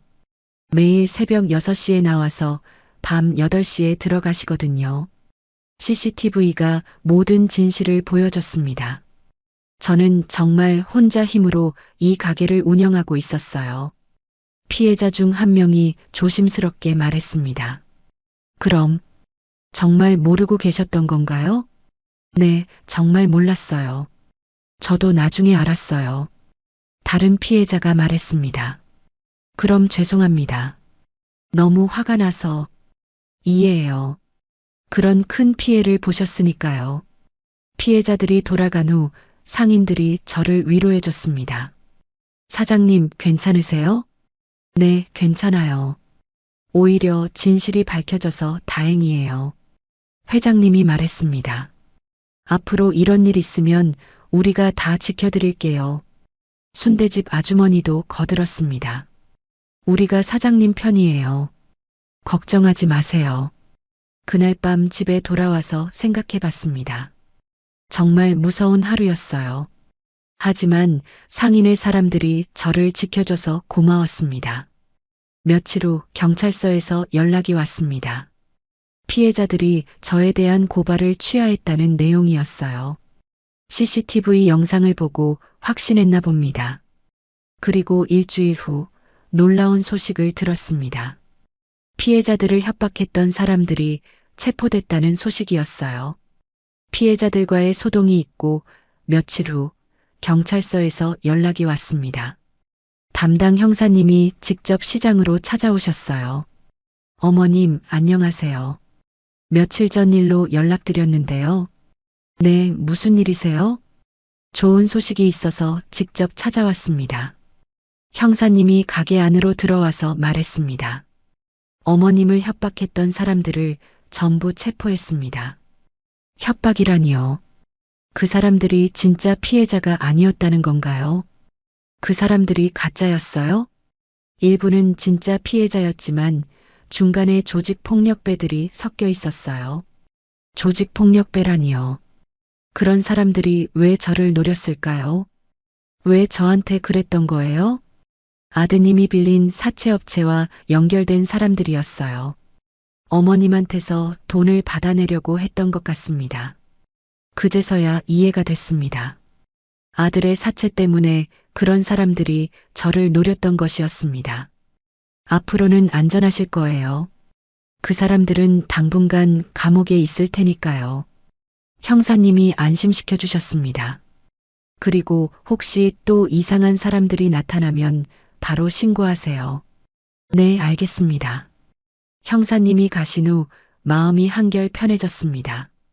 그동안 무서웠는데 이제는 안심할 수 있을 것 같았어요. 다음 날 상인회 회장님이 찾아오셨습니다. 사장님, 어제 경찰에서 다녀갔다면서요? 네, 협박하던 사람들을 잡았다고 하더라고요. 다행이네요. 그런데 우리가 결정한 게 있어요. 무엇인가요? 회장님이 웃으며 말했습니다. 사장님 가게에 철제 셔터 달아드리기로 했어요. 철제 셔터라니요. 그런 건 돈이 많이 들 텐데요. 아니에요. 그런 것까지 하실 필요 없어요. 이미 다 결정된 일이에요. 상인회에서 비용 부담하기로 했거든요. 라면집 사장님도 나타나서 말했습니다. 우리가 지켜드릴게요. 앞으로 무슨 일 있어도 혼자 감당하려고 하지 마세요. 떡볶이집 아주머니도 거들었습니다. 우리가 모두 사장님 편이에요. 걱정하지 마세요. 가슴이 뭉클했습니다. 이런 따뜻한 사람들을 만날 줄 몰랐거든요. 일주일 후 정말로 철제 셔터가 달렸습니다. 전문 업체에서 와서 설치해줬어요. 든든한 방패가 생긴 것 같았습니다. 이제 밤에도 안심하고 계실 수 있어요. 설치 기사님이 말했습니다. 리모컨으로 조작하시면 되고요. 사용법은 간단해요. 셔터를 올렸다 내렸다 해보니 정말 편리했습니다. 그날 저녁 장사를 마치고 처음으로 세터를 내려봤습니다. 철컥하는 소리와 함께 가게가 완전히 닫혔어요. 마음이 든든했습니다. 다음 날부터는 마음 편히 장사할 수 있었습니다. 더 이상 누군가 와서 괴롭힐까봐 걱정하지 않아도 됐거든요. 상인들도 더욱 친해졌습니다. 서로 도와가며 장사하는 분위기였어요. 사장님, 오늘 김치 맛이 특히 좋네요. 순대집 아주머니가 말했습니다. 마음이 편해져서 그런가 봐요.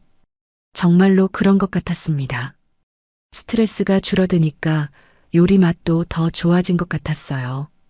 한 달 후에는 단골 손님들이 더 많이 늘었습니다. 소문을 듣고 찾아오는 분들도 있었고요. 여기가 그 정직한 반찬집이죠? 처음 오는 손님이 물었습니다. 네, 맞습니다. 뭘 드릴까요? 김치하고 콩나물 무침 주세요. 소문 많이 들었어요. 이런 일이 반복되니까 정말 뿌듯했습니다. 어느 날 저녁 장사를 마치고 셔터를 내리는데 회장님이 오셨어요. 사장님, 요즘 장사 잘 되시죠? 네, 덕분에 잘 되고 있어요. 그럼 다행이네요. 그런데 말씀드릴 게 있어요. 네, 말씀하세요. 상인회에서 사장님을 부회장으로 추천하려고 해요. 부회장이라니요. 저 같은 사람이 그런 자리를 맡아도 될까요? 제가 부족한데요. 아니에요. 사장님이 제일 적합해요. 정직하시고 성실하시니까요. 다른 상인들도 찬성한다고 했습니다. 정말 영광스러운 일이었어요. 생각해 보시고 답해 주세요. 회장님이 가신 후 혼자 생각해 봤습니다. 부회장이 되면 책임도 커지겠지만 더 많은 사람들을 도울 수 있을 것 같았어요. 며칠 후 부회장직을 수락했습니다. 상인의 모임에서 정식으로 임명받았어요. 앞으로 잘 부탁드립니다. 다른 상인들이 박수를 쳐줬습니다. 사장님이 계시니까 든든해요. 이제 정말로 이곳이 제 터전이 된 것 같았습니다. 처음에는 혼자서 외롭게 시작했지만 이제는 든든한 동료들이 생겼어요. 그날 밤 원룸에 돌아와서 된장을 끓였습니다. 오랜만에 집에서 제대로 된 식사를 준비했어요. 무도 썰고 두부도 넣었습니다. 된장찌개를 먹으면서 생각했습니다. 정말 많은 일이 있었지만 이제는 안정됐구나 싶었어요. 어깨에 돌덩이가 내려앉은 것 같았습니다. 그동안 얼마나 무거웠는지 이제야 알 것 같았어요. 며칠 후 예상치 못한 소식을 들었습니다. 아들이 가석방 대상자가 됐다는 소식이었어요. 반찬 가게 일에 완전히 적응한 지 6달이 지났을 때였습니다. 어느 날 오후 우편물 한 통이 도착했습니다. 교정청에서 온 공문이었어요. 편지를 뜯어보니 아들의 가석방 심사 결과 통지서였습니다. 모범수로 인정받아 가석방이 결정됐다는 내용이었어요. 가석방이라니요. 생각보다 빨리 나오는구나 싶었습니다. 복잡한 마음이었어요. 기쁘기도 하고 걱정도 됐습니다. 며칠 후 며느리에게서 전화가 왔습니다. 목소리가 평소보다 조심스러웠어요. 어머님, 오빠 가석방 소식 들으셨죠? 응, 들었어. 그런데 어머님께 말씀드릴 게 있어요. 무슨 일인지 궁금했습니다. 내일 찾아뵙고 싶은데 괜찮으세요? 그래, 가게로 와. 다음 날 오후 며느리가 가게로 왔습니다. 배가 많이 나와 있었어요. 임신 8개월쯤 된 것 같았습니다. 며느리야, 몸은 괜찮니? 네, 괜찮아요. 하지만 얼굴이 많이 상해 보였습니다. 살도 빠지고 얼굴색도 안 좋았어요. 앉아서 이야기해. 며느리가 의자에 앉더니 조심스럽게 말했습니다. 어머님, 저 이혼하기로 했어요. 역시 그럴 줄 알았습니다. 이런 상황에서 계속 함께 있기는 어려웠을 테니까요.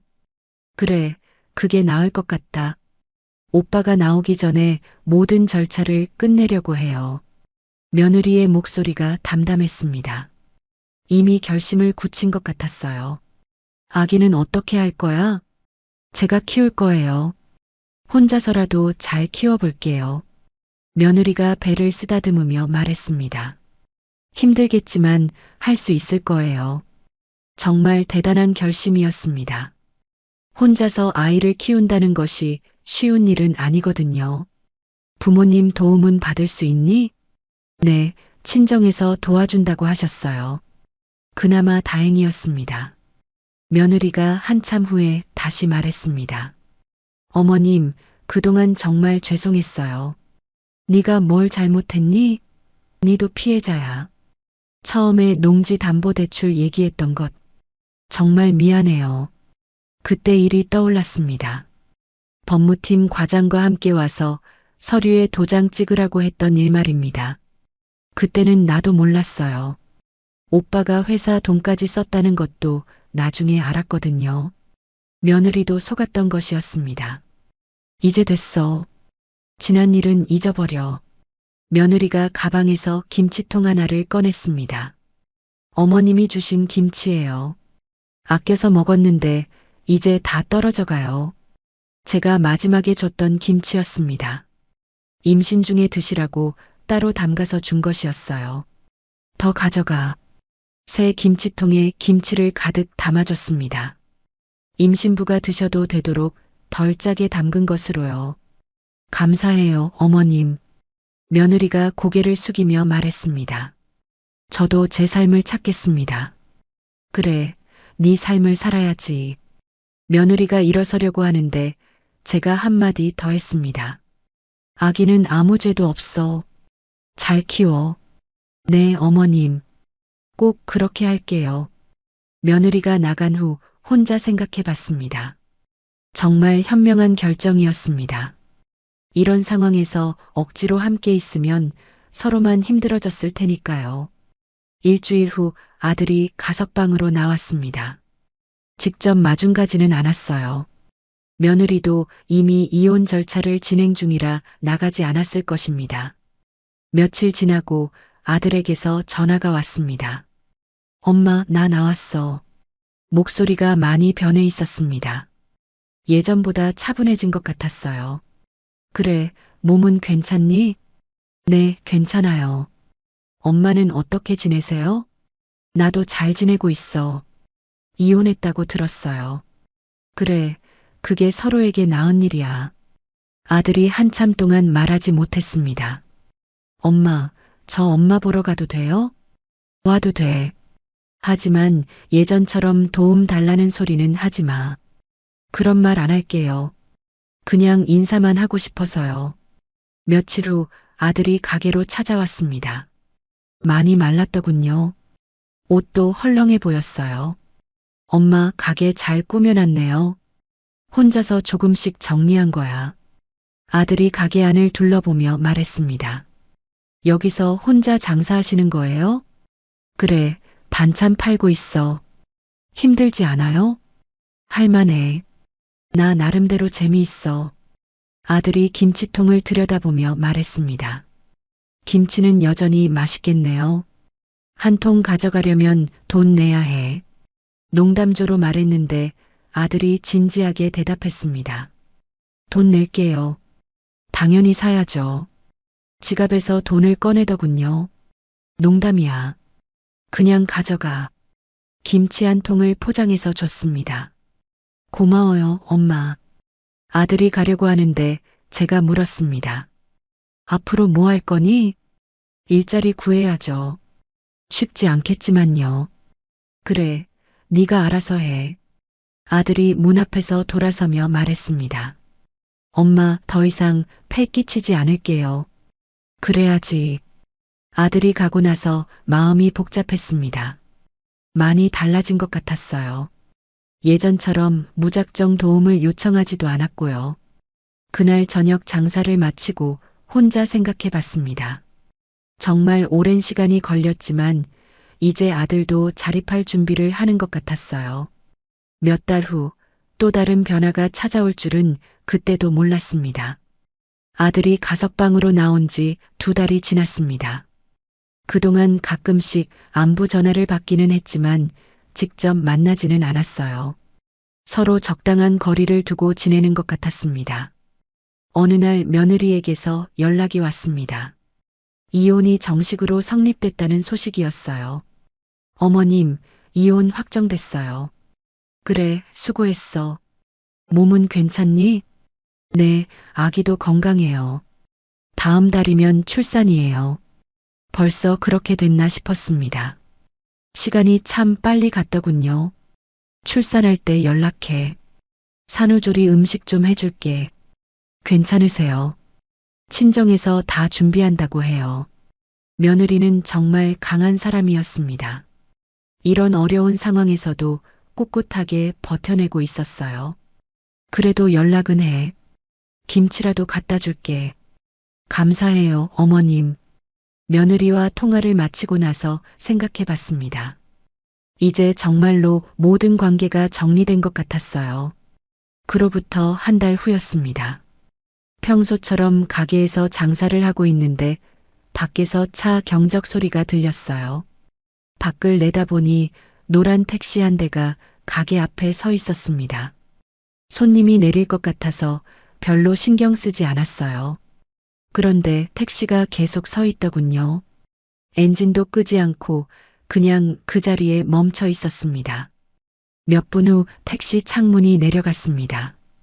운전석에 앉은 사람이 저를 보고 있더군요. 어머니, 그 목소리를 듣고 깜짝 놀랐습니다. 아들이었어요. 택시 운전사 복장을 하고 있었습니다. 아들아, 너 왜 거기 있니? 아들이 택시에서 내렸습니다. 노란 조끼를 입고 있었어요. 정말 택시 기사였습니다. 엄마, 저예요. 택시 운전사 된 거야? 네, 한 달 전부터 시작했어요. 아들이 조심스럽게 가게로 다가왔습니다. 갑자기 와서 놀라셨죠? 그래, 정말 놀랐어. 언제부터 택시 몰았니? 자격증 따고 회사에서 교육받고 이제 막 시작했어요.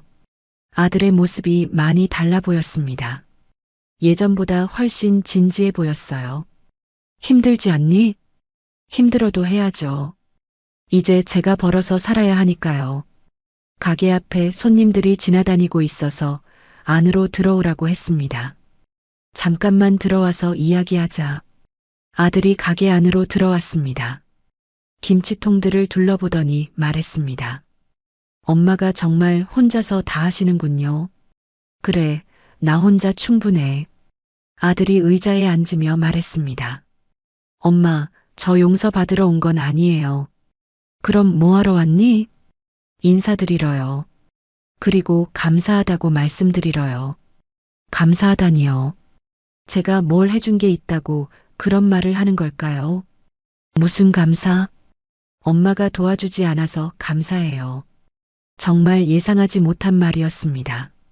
그때 엄마가 도와주셨으면 저는 계속 의존했을 거예요. 아들이 진지한 표정으로 말했습니다. 이제야 알 것 같아요. 제가 얼마나 잘못 살아왔는지요. 그걸 이제 알았니? 늦었지만 깨달았어요. 제 문제는 제가 해결해야 한다는 것을요. 아들의 목소리에 진정성이 느껴졌습니다. 택시 일은 어때? 힘들어요. 하루 12시간씩 운전해야 하니까요. 하지만 정직한 일이에요. 아들이 손을 보여줬습니다. 핸들을 잡느라 굳은 살이 생겨 있었어요. 피해자들한테는 어떻게 하고 있니? 매달 조금씩이라도 갚고 있어요. 완전히 갚으려면 10년은 걸릴 것 같지만요. 정말 달라졌구나 싶었습니다. 예전 같으면 이런 계획도 세우지 못했을 텐데요. 회사 돈도 갚아야 하잖니? 그것도 분할 변제 약속했어요. 오래 걸리겠지만 끝까지 갚을 거예요. 아들이 시계를 보며 말했습니다. 엄마, 저 이제 가봐야 해요. 오늘 밤 근무거든요. 밤에도 일하니? 네, 밤에 손님이 더 많아요. 아들이 일어서며 말했습니다. 엄마, 다시는 그때처럼 살지 않겠습니다. 그래야지. 그리고 엄마 용서 받으려고 살지도 않을게요. 무슨 뜻인지 모르겠어서 물어봤습니다. 무슨 말이야? 제 잘못을 만회하려고 엄마한테 잘하는 척하지 않겠다는 뜻이에요. 그럼 그냥 제가 제대로 된 사람이 되는 게 목표예요. 아들이 가게 문 앞에서 한 번 더 말했습니다. 엄마 건강하세요. 가끔 안부는 물어볼게요. 그래, 조심해서 다녀. 아들이 택시에 올라타고 가는 모습을 지켜봤습니다. 정말 많이 달라진 것 같았어요. 그날 저녁 장사를 마치고 집에 돌아와서 생각해 봤습니다. 아들이 정말 변한 걸까요? 아니면 일시적인 것일까요? 하지만 택시 운전사가 됐다는 것 자체가 큰 변화였습니다. 예전의 아들이라면 그런 일을 시작하지도 않았을 테니까요. 며칠 후 시장에서 다른 상인들과 이야기하고 있는데 한 분이 말했습니다. 사장님, 어젯밤에 택시 타고 집에 가는데 기사님이 사장님 아들이더라고요. 아, 그래요? 정말 열심히 하시는 것 같아요. 손님한테도 친절하고요. 다른 분도 거들었습니다. 저도 봤어요. 새벽에도 일하더라고요. 아들이 정말 열심히 일하고 있나 보더군요. 한 달 후에는 아들에게서 안부 전화가 왔습니다. 엄마, 잘 지내세요? 응, 잘 지내고 있어. 너는? 저도 잘 지내고 있어요. 일에 적응됐어요. 다행이다. 엄마, 그런데 하나 말씀드릴 게 있어요. 뭔데? 피해자분들 중에 몇 분이 용서해 주셨어요. 그래. 성실하게 갚으려고 노력하는 모습을 보고 용서해 주신다고 하더라고요. 정말 다행스러운 일이었습니다. 계속 그렇게 살아야지. 네, 그럴게요. 엄마도 건강하세요. 전화를 끊고 나서 마음이 한결 가벼워졌습니다. 아들이 정말로 새 사람이 된 것 같았어요. 그리고 몇 달 후 더욱 놀라운 일이 벌어졌습니다. 아들이 택시기사로 일한 지 반년이 지났습니다. 가끔씩 안부 전화는 받았지만 직접 만나지는 않았어요. 서로 바쁘게 살고 있었거든요. 어느 날 오후 아들에게서 전화가 왔습니다. 엄마, 시간 되시면 잠깐 만날 수 있을까요? 무슨 일이니? 그냥 이야기하고 싶은 게 있어서요. 목소리가 평소와 달랐습니다. 뭔가 진지한 느낌이었어요. 그럼 시장 앞 다방에서 만날까? 네, 좋아요. 다음 날 오후 장사를 일찍 마치고 다방으로 갔습니다. 아들이 이미 와서 기다리고 있더군요. 많이 말랐더군요. 얼굴도 그을렸고 손도 거칠어져 있었어요. 정말 열심히 일하고 있는 것 같았습니다. 엄마 와주셔서 고마워요. 별일 없지? 네, 별일 없어요. 그냥 엄마께 말씀드리고 싶은 게 있어서요. 아들이 커피를 한 모금 마시더니 말했습니다. 엄마, 저 요즘 하루에 12시간씩 운전해요. 많이 힘들겠네.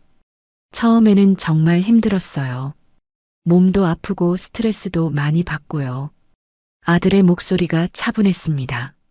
하지만 이제는 괜찮아요. 오히려 마음이 편해요. 편하다고? 네, 정직하게 번 돈이라서 그런가 봐요. 아들이 지갑에서 종이 한 장을 꺼냈습니다. 이거 보세요. 피해자들에게 변제한 내역이 적혀 있었습니다. 매달 꼬박꼬박 돈을 보내고 있더군요. 매달 이만큼씩 갚고 있어요. 많지는 않네? 네, 적어요. 하지만 꾸준히 하고 있어요. 아들이 다른 종이도 보여줬습니다. 회사 돈도 이렇게 갚고 있고요. 정말 성실하게 변제하고 있었습니다. 완전히 다 갚으려면 얼마나 걸릴 것 같니?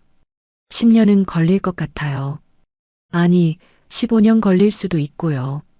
15년이라니요. 정말 긴 시간이었습니다. 그래도 끝까지 갚을 거예요. 아들의 목소리에 의지가 느껴졌습니다. 요즘은 피해자분들도 이해해 주세요. 그래. 처음에는 화를 많이 내셨는데 이제는 격려해 주시는 분들도 있어요. 다행이네. 아들이 잠시 망설이더니 말했습니다. 엄마, 제가 왜 그렇게 잘못 살았는지 이제 알 것 같아요. 왜? 항상 쉬운 길만 찾았어요. 힘든 일은 피하고 돈 되는 일만 하려고 했고요. 아들이 고개를 숙이며 말했습니다. 그러다가 큰일 냈죠. 이제 깨달았으면 됐어.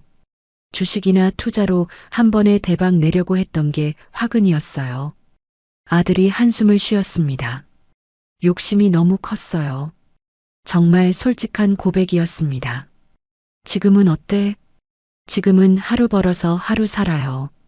욕심 안 내고요. 아들이 손을 펼쳐 보이며 말했습니다. 이 손으로 번 돈으로 살아요. 손에 굳은 살이 더 많이 생겼더군요. 그런데 엄마, 이상한 게 하나 있어요. 뭔데? 예전에는 큰 돈 벌 때도 마음이 불안했는데 지금은 적게 벌어도 마음이 편해요. 정말 많이 달라진 것 같았습니다. 아들이 시계를 보며 말했습니다. 엄마, 저 이제 가봐야 해요. 오늘 야간 근무거든요. 그래, 조심해서 다녀. 아들이 일어서면서 말했습니다. 엄마, 오늘 이야기해서 시원해요. 뭐가? 제 마음을 털어놔서요. 그동안 혼자 생각만 하고 있었거든요. 그래, 속 시원하게 이야기하는 게 좋지. 아들이 문 앞에서 돌아서며 말했습니다. 엄마, 제가 엄마 용서를 받으려고 이렇게 사는 건 아니에요. 또 그런 말을 하더군요. 그럼 뭐 때문에? 제가 제대로 된 사람이 되고 싶어서요. 그게 중요하지. 네, 그게 가장 중요한 것 같아요. 아들이 나간 후 혼자 앉아서 생각해 봤습니다. 정말 많이 변한 것 같았어요. 예전의 아들이었다면 절대 이런 말을 하지 않았을 것입니다. 용서받으려고 눈물 흘리며 매달렸을 테니까요. 하지만 지금의 아들은 달랐습니다. 용서를 구하기보다는 자기 삶을 바로 세우려고 노력하고 있었어요. 집에 돌아가는 길에 마음이 복잡했습니다. 기쁘기도 하고 안쓰럽기도 했어요. 15년 동안 빚을 갚아야 한다니요. 정말 긴 시간이었습니다. 하지만 그게 아들이 선택한 길이었어요. 그날 밤 잠들기 전에 생각했습니다. 정말 힘들게 얻은 깨달음이었지만 이제 아들이 제대로 된 길을 가고 있는 것 같았어요. 며칠 후 더욱 놀라운 일이 벌어졌습니다. 아들과 다방에서 만난 지 한 달이 지났습니다. 반찬 가게 매출도 꾸준히 늘어서 가게를 조금 더 크게 확장할 생각을 하고 있었어요. 옆 가게가 비게 되면서 임대료도 적당해서 확장하기로 결정했습니다. 하지만 장비 구입과 인테리어 비용이 만만치 않더군요. 은행 대출을 받기로 했습니다. 담보는 없지만 매출 실적이 꾸준해서 신용대출은 가능할 것 같았어요. 읍내 농협에 갔습니다. 예전에 거래하던 곳이라 직원들과도 안면이 있었거든요. 사업자금 대출 받으려고 하는데요. 창구 직원이 서류를 준비해주며 말했습니다. 얼마 정도 필요하세요? 3천만 원 정도요. 매출 증빙 서류 있으시죠? 가게 장부와 세금 계산서들을 제출했습니다. 다행히 모든 거래를 투명하게 해왔어서 서류는 완벽했어요. 심사하는데 시간이 좀 걸린다고 해서 기다리고 있었습니다. 그런데 갑자기 익숙한 목소리가 들렸어요. 어머니? 돌아보니 아들이었습니다. 정장을 입고 있더군요. 택시기사 복장이 아니었어요. 아들아? 너 여기 왜 왔니? 저 여기서 일해요. 일한다니요. 택시 그만두고 은행에서 일하게 된 건가요? 계약직으로 들어왔어요. 한 달 전부터요. 정말 놀라운 일이었습니다. 택시는 그만뒀니? 네, 은행 일이 더 안정적이라서요. 아들이 제 옆에 앉으며 말했습니다. 어머니는 무슨 일로 오셨어요? 가게 확장하려고 대출 신청했어. 아, 그러시구나. 잠깐만요. 아들이 담당 직원과 이야기하더니 돌아와서 말했습니다. 제가 담당하게 됐어요. 너가? 네, 우연의 일치네요. 아들이 제 서류들을 검토하기 시작했습니다. 표정이 진지했어요. 어머니, 매출 실적이 정말 좋으시네요. 그래. 네, 꾸준히 늘고 있고 신용도도 높아요. 아들이 컴퓨터를 보더니 말했습니다. 대출 승인 가능할 것 같아요. 그런데 뭔데? 조건을 좀 더 좋게 해드릴 수 있을 것 같아요. 좋게? 금리를 낮춰드릴 수 있어요. 우수 고객이라서요. 정말 예상하지 못한 일이었습니다. 아들이 서류를 정리하며 말했습니다. 어머니가 정말 성실하게 장사하셨구나 생각이 들어요. 그냥 열심히 했을 뿐이야. 모든 거래가 투명하고 세금도 제때 내셨고요. 아들이 감탄하는 표정을 지었습니다. 어머니가 이렇게 대단한 사업가인 줄 몰랐어요. 사업가까지는 아니고 그냥 장사꾼이지. 대출 승인 절차를 진행하면서 아들과 이야기를 나눴습니다. 은행 일은 어때? 재미있어요. 고객들 도와드리는 일이라서요. 택시 일보다 좋니? 둘 다 좋은 점이 있어요. 택시는 자유롭고 은행은 안정적이고요. 아들이 서류에 도장을 찍으며 말했습니다. 어머니, 대출 승인됐어요. 고마워. 그런데 한 가지 부탁이 있어요. 뭔데? 이것도 정당한 거래로 생각해 주세요. 제가 어머니라서 특혜 준 게 아니라요. 아들의 말이 의외였습니다. 물론이지. 당연한 거래야. 감사합니다. 대출 절차를 마치고 은행을 나오는 길에 아들이 따라 나왔습니다. 어머니, 정말 대단하세요. 뭐가? 혼자서 이렇게 훌륭한 사업을 일으키시다니. 별거 아니야. 아니에요. 정말 존경스러워요. 아들이 진심으로 말하는 것 같았습니다. 어머니 덕분에 저도 깨달은 게 많아요. 뭘? 진짜 사랑이 뭔지요. 무슨 말인지 궁금했습니다. 진짜 사랑은 매달려서 주는 돈이 아니라 서로가 설 수 있게 도와주는 거라는 거리요. 아들의 말에 가슴이 뭉클했습니다. 어머니가 저를 도와주지 않은 게 진짜 사랑이었어요. 이제 알았니? 네, 늦었지만 알았어요. 아들이 시계를 보며 말했습니다. 저는 들어가 봐야 해요. 오후 업무가 있어서요. 그래, 들어가. 어머니도 가게 확장 잘하세요. 응, 열심히 해볼게. 아들이 은행으로 들어가는 모습을 보면서 생각했습니다. 정말 많이 달라졌구나 싶었어요. 예전 같으면 저에게 특혜를 달라고 했을 텐데 지금은 정당한 거래를 강조하더군요. 가게로 돌아가는 길에 마음이 뿌듯했습니다. 아들도 제자리를 찾아가고 있고 저도 제 길을 걷고 있으니까요. 그날 저녁 가게를 정리하면서 깨달았습니다. 이제 저는 제 숲을 가꾸고 있고 아들도 그의 숲을 가꾸고 있다는 것을요. 서로 다른 곳에서 서로 다른 방식으로 살고 있지만 같은 하늘 아래 있다는 것만으로도 충분했습니다. 더 이상 아들을 위해 제 삶을 희생할 필요도 없고 아들도 저에게 의존할 필요가 없었어요.